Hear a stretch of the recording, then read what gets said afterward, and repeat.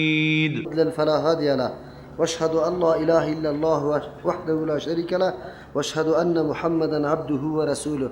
اما بعد فاعوذ بالله من الشيطان الرجيم. بسم الله الرحمن الرحيم. وقالت اليهود يد الله مغلولة غلت أيديهم ولعنوا بما قالوا بل يداه مبسوطتان ينفق كيف يشاء وليزيدن كثيرا منهم ما أنزل إليك من ربك طغيانا وكفرا والقينا بينهم العداوة والبغضاء إلى يوم القيامة كلما أوقدوا نارا للحرب أطفأها الله ويسعون في الأرض فسادا والله لا يحب المفسدين. آیت 64 سوره مائده. در آیات قبلی هم الله متعال بعضی خباثت های یهود ذکر کرده بود. یکی از جمله خباثت های یهود ای بود که علمایشان عوامشان شروع به کارهای حرام و نادرست کرده بود، اما علمایشان مانع از آن نمیشود. بر علاوه که مانع نمیشود، امرای عوام خود نشسته بودند و خود مرتکب امو جنایت ها میشدند. الله متعال بدی از را بیان کرد. وظیفه یا مسئولیت علما را خیلی خطیر یا بزرگ معرفی کرد. لولا ینهاهم الربانیون والاحبار، مردمی که داد از دین میزنه و خود نماینده دین میگه چرا اینطور مردم مانع نمیشن وقتی یا مرتکب اینطور جرایم میشه، کارهای غلط و نادرست میکنه، این مردم امرایشان سر و کار نداره. از او خاطر واضح شد که در جامعه فساد زمانی شیوع پیدا میکنه که علما هم نشین عوام شوه و در بدعت ها امرایشان بشینه. در این صورت است میبینه که فساد خود به خود شایع شده میره، جای دین بدعت ها میگیره. الله متعال این موضوع را در اینجا ذکر کرد. یکی از جمله خباثت های یهود دیگه هم هست که نعوذ بالله هرگاه حالات ناگوار زندگی برشان پیش میشه با زور نسبتش به الله متعال میکنه. حالی هم شما یک تعداد مردم ما میبینیم که وقتی حالات زندگی خراب باشه کلی گپا را طرف الله متعال نسبت میکنه. زمانی که پیامبر علیه السلام هجرت کرد مدینه منوره، اون مردم ها خود در اونجا خیلی دکانداریشان قوی شده بود، مردم برشان توفه و نظر و نیاز می آوردن. به اسلام آوردن اهل مدینه دیگه امو آمدن از وا خیلی کم شد، روزگارشان یک کم زیقی پیدا کرد. دینمی وقت بود که نعوذ بالله نسبت بخیلی را به سوی الله متعال میکنه که الله بخیل شده، ما روزگاری خوبی نداریم. الله متعال میفرماید که عجیب است، به خود نمیبینن که یا چی اعمالی را انجام میده و چی کارایی میکنه.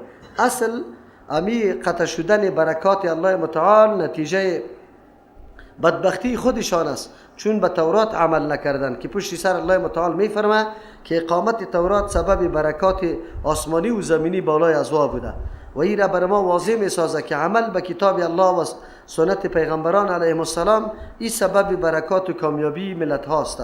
اگر این ترک میشه خود به خود الله متعال امون نتیجه عملشان خام مرتب میکنه. چرا؟ نتیجه در اختیار کسی نیست، مرتب میشه. این نسبت به سوی الله متعال خیلی نسبت گستاخانه بود. چرا؟ الله را نعوذ بالله بخیل معرفی کردن در حالی که همه کائنات از کرم الله متعال به وجود آمده.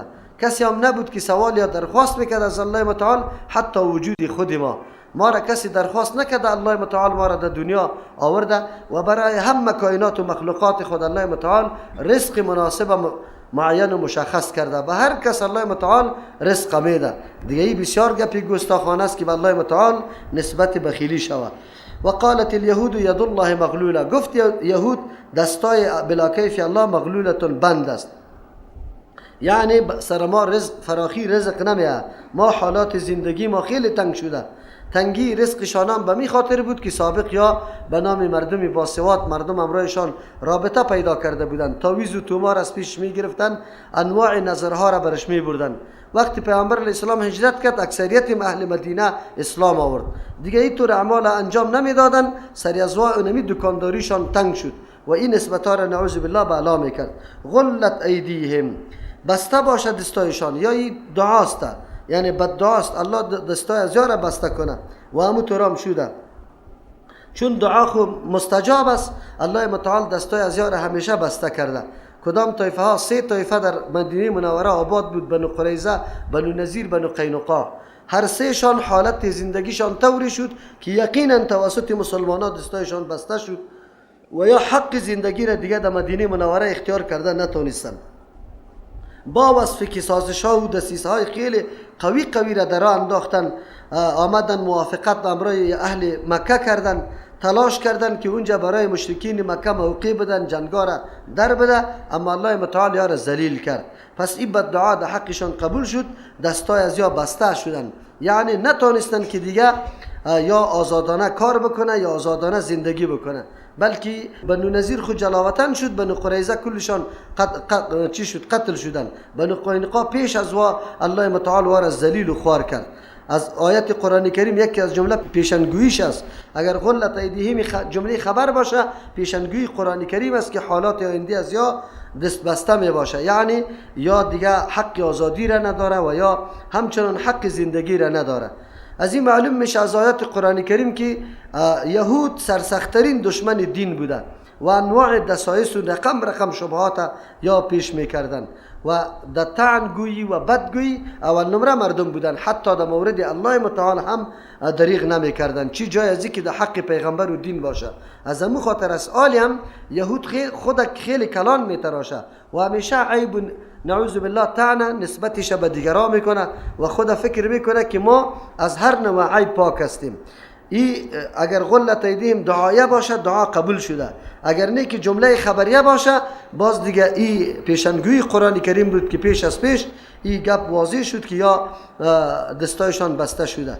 یک واقعه را یک وزیر یهود آمده بود در پیش مستنصر بالله، یک مدرسه را به نام مستنصریه یاد میکرد، به نام سعد الدوله یا میشد. او که آمد میگه شاگردان را گفت که قرآن بیاره. وقتی قرآن کریم آورد اینی آیت گرفت، امیرم محو کرد، امیتور گل کرد شد. گفت چند دقیقه تیر نشده بود که پاچا چیزی مخالفت قطعی کرد، گفت اموجا جای به جای در مدرسه دستایش بسته شد. یعنی این از جمله اعجاز قرآن کریم است که الله متعال او تلاش ازیره میکرد که آیت از قرآن محو بکنه، به خاطری که بدی یهود بیان میکنه و یا امی قسم بدی ها را داره، لیکن الله متعال تطبیق آیت یا تطبیق عملی آیت در جای به جای سرش الله متعال ظاهر کرد برای مردم. به هر ترتیب منظور است که این قوم مردمای قدیمشان بود، لیکن یا افتخار به اعمال بد نیاکان خود میکرد، از او خاطر الله متعال جزا را شامل یهودی زمان پیامبر صلی الله علیه وسلم میکنه. الله میفرمه ولعنوا بما قالوا، لعنت کرده شدن به سبب آن چیزی که یا گفتن. یعنی کدام کلمه که از دهن از جا برآمده نسبت نعوذ بالله بخل به سوی الله متعال کردن شریک نیست. رحمان طور مهربان عام میگه که همه مخلوق شامل میشه. مهربانی الله متعال مهربانی عامش شامل حتی کفار و حیوانات و پرنده ها و همه چیز است، اما مهربانی خاص که عبارت از توفیق ایمان و توفیق توبه است، این برای مردم خاص میشه که معنای رحیم است. بل یداه مبسوطتان، بلکه اردو دست بلا کیف الله متعال گشاده است، ایلاست، ینفق کیف یشاء، نفقه میکنه مصرف میکنه چه قسمی که الله متعال میخواه. البته الله حکیم است، برای هر کس مناسب رزق میده، برای کسی زیاد برای کسی کم، برای کسی یک قسم به کسی دیگه قسم. این کار و اختیارات و تصرفات الله متعال است. در اینجا بعضی مردما مراد از ید نعمت میگیره که نعمتای الله چیست هموار شده، مردم از او استفاده میگیره میکنه. علتش است که نسبت ید به الله کردن نعوذ بالله نسبت جسم به الله میکنی و الله خاص جسم منزه است، لیکن این گپ غلط است. پیش ما گفته بودیم که کسی که نفی صفتای الله را میکنه در قلبش یک نوع شبهه تشبیه است. اگر در قلبش شبهه تشبیه نباشه هیچ وقتی نسبت به الله نمیکنه. چرا؟ صفت الله مقایسه با مخلوق نمیشه. از همون خاطر عقیده اهل سنت والجماعت است کدام صفتی که در قرآن کریم یا در احادیث صحیح برای الله متعال آمده او را ثابت میکنیم بدون کیفیت ما قائل نیستیم. از او خاطر هر فرقی که نعوذ بالله صفت از سر ثابت نمیکنه او هم گمراه است. ثابت میکنه تنها 7 صفت دیگه صفت ها را نفی میکنه، در حالی که در قرآن و حدیث مکمل آمده، یا گمراه است، خلاف اهل سنت والجماعت است. یا ثابت نمیکنه بلکه تاویل میکنه مؤوله، یا گمراه است. یا صفت ثابت میکنه خلیکن تشبیه میده با مخلوق مشبهه، یا خلاف اهل سنت والجماعت است. یا کیفیتی صفت به الله ثابت میکنه مکیفه برش میگه، یا خلاف اهل سنت والجماعت است. اهل سنت والجماعت در مورد صفات الله در یک طرف قرار داره که اثبات صفت هر صفتی که در قرآن و حدیث ثابت است به الله ثابت میکنه، اما نه تشبیه میده، نه کیفیتش بیان میکنه و نه تعطیل میکنه که نفی کنه صفته و نه تاویل میکنه. پس اهل سنت و الجماعت غیر مؤول است، غیر مشبه است، غیر معطل است و غیر مکیف است. این فرقه ها در قبال یا در مقابل اهل سنت و الجماعت قرار داره. افسوس است که بعد از شایع شدن امی عقیده اهل سنت و الجماعت بازم امیال علمای ما اینمی آیاتای قرآن کریم تاویل کرده رایسته، خصوصا امو کسایی که داد از تقلید میزنه و همیشه بجای از اینکه عقیده امام ابو حنیفه رحمه الله را به خود بگیره او را گذاشته پشت ابو منصور ماتوریدی، یک عالم است خیلی از قرن اخیر پشت از او روان است. این بسیار جای خنده است. از مردم سوال بکنه بگه امام ابو حنیفه رحمه الله را در احکام تابعداری میکنه، آیا عقیده را نمیدانید چی که حال تابعداری در عقیده نمیکنه؟ عقیده التحویه که شما هر روز اینجا میبینید، این عقیده التحویه عقیده سلف است، تنها از احناف نیست. اگرچه عالم حنفی را جمع آوری کرده، این کتاب تصنیف کرده، اما عقیده از کل اهل سنت و الجماعت است. از همون خاطر است در تمام مدارس مذاهب دیگه هم امی کتاب خوانده میشه بدون کدام تعصب. پیش اون مردم این تعصبات نیست. این عقیده اهل سنت و الجماعت است. شروحات سر شده، به صدها شرح سری کتاب شده، هر عالم شرح کرده. لیکن دو کسی که دعوای حنفیت داره در مدارسش کتاب خوانده نمیشه، حتی آشنایی با این کتاب نداره. علت چیست؟ علت است که از عقیده امام ابو حنیفه رحمه الله یا تابعداری نمیکنه. عقیده امام ابو حنیفه رحمه الله استوای الله بالای عرش است، لیکن این مردم میگن نه الله در هر جای است، نعوذ بالله، خلاف عقیده امام ابو حنیفه رحمه الله. خودشان میگه علمای دیوبندی را نوشته کرده که ما در عقاید پابند ابو منصور ماتوریدی هستیم، لیکن در فروعات در مسائل فقهی در مذهب امام ابو حنیفه رحمه الله هستیم. عجیب است، منزلت امام ابو حنیفه را گاهی از الله کدام بالا میبره، نعوذ بالله، از پیغمبر همیشه بالا میبره. در مقابل حدیث پیغمبر قول امام ابو حنیفه رحمه الله را خیلی زیاد ترجیح میده، حالان که در مسئله عقیده باز میگه امام ابو حنیفه رحمه الله را برابری طالب فکر نمیکنه، عقیده ابو منصور ماتوریدی را خیلی ترجیح میده. عجیب نیست؟ جای خنده است. با یک کسایی که دعوای حنفیت داره یک دفعه سر در گریبان کنه که راست بگه که شما تعظیم امام ابو حنیفه رحمه الله را کرده یا ما تعظیم امام ابو حنیفه رحمه الله را کردیم؟ کدام ما؟ آیا شما به عقیده امام ابو حنیفه رحمه الله هستید یا ما هستیم؟ یک دفعه این ثابت شود که راستی هم شما هم عقیده امام ابو حنیفه رحمه الله را داره یا نداره. تاسف در اینجاست که این مردم ها یک طرف ما را ملامت میکنه، میگه یارا قبول نداره، او باز چی میکنه؟ خودشان مخالف نظرشان، سخنشان، گپشان از هم را مخالفت میکنه. ام پیغمبر الله را خفه میسازه، ام امام ابو حنیفه رحمه الله. امام ابو حنیفه رحمه الله مسلکش است که تابع قرآن و حدیث باشه، خودش تابع قرآن و حدیث بود. توصیه میکرد شاگردای خدا، میگفت هر گپی مرا روشته نکنه، نحن رجال نحن نقول اليوم هكذا و فی الغد چیست دیگه قسم اشتباهش دیگه رقم گپ میزنیم. و میگفت که فتوا داده نمیتونه به قول ما تا وقتی که مدرکش معلوم نکرده باشه. همین مسلک کدام مسلک است؟ راست بگه، به انصاف گپ بزنه. ما را ملامت میکنه که یا توهین میکنه ائمه دین، و ما نعوذ بالله ما یک ادنا علم توهین نمیکنیم. چی جایی که تر بزرگای دینی ما مجتهدین و در سلف امت باشه او را چطور ما توهین کنیم؟ اما خودتان بگی که توهین میکنی، در عقیده پشتش نمیروی، در فروعات میروی، در اصول در عقاید نمیروی، در فروعات میروی. دیگه بعد از گپ در سر عزیزه که اینجا کدام تفاسیر ید به معنای نعمت و قدرت میگیره، قطعا تاویل در صفات الله است. تاویل در صفات الله خلاف عقیده اهل سنت و الجماعت و این طایفه گاهی دعوا نکنه که ما اهل سنت هستیم. چرا؟ به خاطری که ما اوله در جمله فرقه اهل سنت و الجماعت داخل نیست. بل یداها بلکه اردود است، بلکه ایدی ثابت است، جمع ثابت است برای الله، اما چی کیفیت داره؟ لیس کمثل شیء و هو السمیع البصیر. مثل که سمع بصر برای الله ثابت است، کیفیت شما نمیدانیم. ید برای الله ثابت است، عین برای الله ثابت است، ساق برای الله ثابت است، وجه برای الله ثابت است، اما ما کیفیت نمیدانیم. امور رقم که لایق شان کیست؟ الله متعال است. ينفق کیف یشاء، مصرف میکنه هر قسمی که الله بخواه. مانع اراده الله کسی نیست، زیر فرمان و تاثیر کسی نیست الله متعال که اگر تو انتقاد بکنین بگویی که نه سلامت چرا انفاق نمیشه. این اگرچه قول یهود بود اما در این امت هم همینطور مردم ها پیدا میشه. نعوذ بالله همینطور نسبت ها را میگه وای الله یک ما را دیده هیچ روزگارم جور نمیشه. اینطور نمیگه که الله متعال حکمتش است. شاید بعد روزگار جور شدن ما بسیار طغیان سرم بیاید، سرکش شوم، متکبر شوم، قتل بکنم، کارای غلط بکنم. میره نمیگه، بس انتقاد اعتراض سری الله متعال است و این انتقاد اعتراض سری الله متعال علامه گستاخی و بیادبی است. از او خاطر الله مورد لعنت قرار داد، یعنی از رحمت خصوصی خود یارا دور کرد. ولا یزیدن کثیرا منهم ما انزل الیک، یقینا زیاد میسازه به بسیاری از یا ما وحی که انزل الیک نازل کرده میشه به سوی تو، من ربک از طرف پروردگاری تو. کدام وحی که سری تو میایه احکام جدید میایه دیگه هم زیاد میکنه یارا. چی را؟ طغیانا سرکشیشان و کفرن کفری از یارا دیگه هم سبب سرکشی و کفرشان میشه. چرا؟ قبلا عقیده با آیات الله نداره. چرا؟ آیات الله که آمد مردم گیرویدی دین شد، آلی دکانداری از کل از بین رفت، آلی که دیگه آیات دیگه حکم میاد دیگه هم یا سرکش میشه و کفر و عنادشان زیاد شده میره. علتش چیست؟ منافع شخصی از زیاد در خطر افتاده. خلاص چرا پیری مریدی را شروع کرده بود، سابق بر از یا نظر و نیاز می آمد، آلی مردم هوشیار شده میره. همین پیرا توسط برای تبلیغی ها خیلی زیاد زد است. چرا زد است؟ تبلیغی ها که مردم برد از پیری مریدی کشید چانه، از همون خاطر قطع از ضدیت میکنه. والقینا بینهم العداوه والبغضاء، ما انداختیم در بینشان دشمنی و البغضاء، کینه و حسادت، الی یوم القیامت، تا روز قیامت.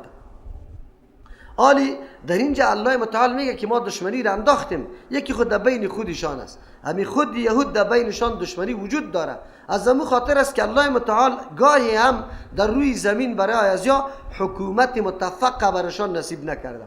همیشه یا چاپلوس و نوکر و غلام و چاکر دیگه مردم هسته. امی اسرائیل فعلی هم پیش ما شما گفته بودیم که یک سنگری کیسته؟ امریکا و انگلستان است، دیگه برای خود چی نداره. یا در بین یهود و نصارا دشمنی است. اونجا در قرآن کریم پیش گفتیم که یا بعضهم اولیاء و بعض دوستی دارن.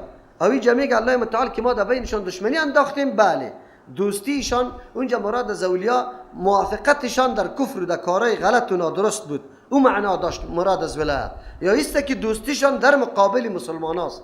زمانی که کدام جنگ یا دسیسه در مقابل اسلام شروع میشه، باز کلگی از یک جاغه سر میکشه. اما در اصل حقیقت در بینشان دشمنی و چیسته؟ کینه و حسادت است. کل ما اوقدوا نارا، هرگاه که یا شعله‌ور میسازه نارن آتش للحرب برای جنگ، اسباب مکر دسیسه ها را یا شروع میکنن که جنگ شروع شود، اطفأها الله، خاموش میکنه الله اونمو شعله آتش از یاره، موقع نمیده الله متعال که یا امی شعله آتش در بده و شعله‌ور بسازه. عجیب است الله متعال که سخن میگه وقتی در وضعیت سکونت یهود آدم نظر بندازه و همچنان کوشش‌های بیرونی دشمن اسلام. ببینیم جنگ احزاب عیناً حیثیت ناتو را داشت، کل قومای کفار جمع شده بود به این نیت و مقصد که دیگه اسلام از مدینه ریشه‌کن شود و کل یهودام یک بنو قریظه قتی پیغمبر علیه السلام بود که قسم پنهان وام میده کردن، یک طایفه با پیغمبر باقی نمانده بود. این گپ تقاضای از این داشت که دیگه واقعا هم برای مسلمانان جای نباشه. چرا؟ هم دشمنی خارجی بیا، هم دشمنی داخلی، یا برای از یا هیچ کدام وسایل و امکانات موجود نبود که با هر دو جبهه مقابله بکنه. اما الله متعال خود میگه که ما نصرت میکنیم، این موقع را برشان ندادیم. این بدبخت ها خیلی تلاش کردن، دسیسه ها ساختن به این خاطر که دشمن تحریک بکنه، بیاید با هماهنگی را اعلان بکنه علیه مسلمان ها، اما الله متعال یارا کامیاب نساخته. زمان مطالعه میکنی دسیسه های یهود از یک دسیسه یا دریغ نکرده، در هر مرحله یا پلان طرح کردن علیه اسلام، اما الله متعال یارا کامیاب نساخته. والله لا يحب المفسدين ويسعون في الارض فسادا، کوشش میکنه در روی زمین فساده، شایع کردن کفر و شرک و بدعت، کارهای بیدینی و الحاد خودش فساد بزرگ است. چرا؟ از این که فساد بزرگ هیچ نیست که نظام الله در روی زمین حاکم نشود، بلکه نعوذ بالله نظام های طاغوتی حاکم شود. این بسیار فساد بزرگ است و کلی کوشش های از یا به می خاطر بود، نمیخواستن که اینجا اسلام جا بگیره، رنگ بگیره، یا در اینجا ریشش محکم شود. والله لا يحب المفسدين، الله دوست نداره فساد پیشه را. از امو خاطر الله موقع کامیابی را برشان نصیب نکرد. پس قرآن کریم این نقطه را اعلان میکنه که کسی فساد میکنه الله او را دوست نداره. پس وقتی که جبهه شما در مقابل مفسد باشه شما متقی باشه، نصرت و کامیابی حتمی است برای شما. ولو ان اهل الكتاب آمنوا واتقوا لكفرنا عنهم. قرآن کریم وقتی مزاحمت از یار بیان کرد آیا راهها بسته شد؟ نه. یکی از اسلوبی قرآن کریم است که مجرم کلی گپایش بیان میکنه اما رای بیرون رفتش هم برش اعلان میکنه که ای مجرم تو خود اینمی جنایت ها مبتلا هستی لیکن رای خلاصی تا موجود داره. اینمی خصوصیت دین اسلام است که هیچ گناهگار نمیگذاره که برش رای خلاصی نداشته باشه. پیش ما شما تیر کردیم قطاع طریقی که بیخی مردم را میگرفت، مردم چور و چپاول میکرد، قتل میکرد، مال هم میگرفت، باز هم الله متعال برش یک راه را اعلان کرد که اگر یا توبه بکشه. اینمی اسلوب قرآن کریم است که به هزارها نفری که بالکل در ضد اسلام مبارزه میکردن وقتی آیات قرآن کریم شنیده دستی انقلاب در قلبش پیدا شده، تغییرات آمده که عجیب است. ما در این حالت و قرآن اینطور حالت میکنه بیان میکنه، از او خاطر دلشان نرم میشه توبه میکنه. برای امی یهود الله متعال حالات خوب بیان میکنه. الا چیست؟ چانس برای ازیا فعلا هم وجود داره. چه رقم؟ ولو ان اهل الكتاب آمنوا، اگر اهل کتاب ایمان می آوردن، واتقوا ایمان می آوردن، عقیده خدا درست میکردن، واتقوا عمل خودم درست میکردن، پرهیز میکردن از کارهای کفر، از کارهای دسیسه بازی، نعوذ بالله، گستاخی، عیبات، لعن، شبهه انداختن، کارهایی که یا بر ضد اسلام میکردن از او قرار شوند، لکفرنا عنهم سیئاتهم، ما دور میکنیم از یا گناههای از یارا صغیره و کبیرشه که سابق انجام داده، هر قدر دشمنی با اسلام داره ایرم معاف میکنیم. ولا ادخلناهم جنات النعیم، داخل میکنیم یارا در جنتایی که نعمتایش دائمی است. اما طور شدن یک تعداد یهود اسلام آورده اما اکثریتشان اسلام نآورد. چرا؟ به خاطری که یا ضد و عناد خیلی قوی داره و کدام طایفه که ضد و عناد داشته باشه او در راه حق نمیاد. چرا؟ از ابتدا تصمیم از او است که مقابل تو باشه، سخن تو هم حتی گوش نمیگیره که دیش فکر بکنه که آیا سخن تو چقدر وزن داره و چقدر اهمیت داره. نه نه نه، از اول و در ضد هستن که در مقابل تو باشه. در زمانی که یک کسی تقریر میکنه در مجلس، در این مجلس دو قسم مردم هست. یک مردم که منیب هستن و در دل ضدیت نداره و سخن که میشنوه خامخا تفکر در سخن میکنه، سنجش میکنه که سخن چقدر وزن داره. اما یک طایفه او طور است که به ضد آمده، او فقط امون نقطه را پیدا میکنه که سری تو انتقاد بکنه، پشت گپای خوبی تو نمیگرده که تو گپای خوب گفته، تلاش میکنه که کی از زبان این گپ میبره. در ترجمه قرآن کریم ما خیلی زیاد مردم میاد، یک تعداد مردمی که از سابق در ذهنشان همینطور زیدت است که محض امام ابو حنیفه رحمه الله نامش بگیرم، پس چی میکنه؟ و دیگران میگه سعی که امام ابو حنیفه را، در حالی که ما امام ابو حنیفه رحمه الله را گپش با تعظیم یاد کردیم، دفاع کردیم، او بیچاره در ذهنش میگرده که نه این انتقاد سر امام ابو حنیفه رحمه الله. حالی ما پیشتر نام امام صاحب گرفتیم به خاطر دفاع گرفتیم که از او دفاع کنیم که چرا عقیده از او فعلا امی مردم که ادعای حنفیت داره نداره، ما دفاع از او میکنیم. لیکن کسی که در دلش مرض است همیشه برای ضد آمده، نه برای ازی آمده که واقعا قرآن بشنوه که گپای حقیقی کدام است. او زود کرده فقط میگه سعی کنه امام ابو حنیفه رحمه الله را یاد کرد، باز چی میگن دیگه؟ یک امام یاد نمیکنه امیر یاد میکنه. خود اینجا همین مسلک است، همین مذهب است، مردم امیر چیسته تمجید میکنه دیگه. ما اماما را خود مردم در باد هوا گرفته ما از همون خاطر یاد ازی میکنیم.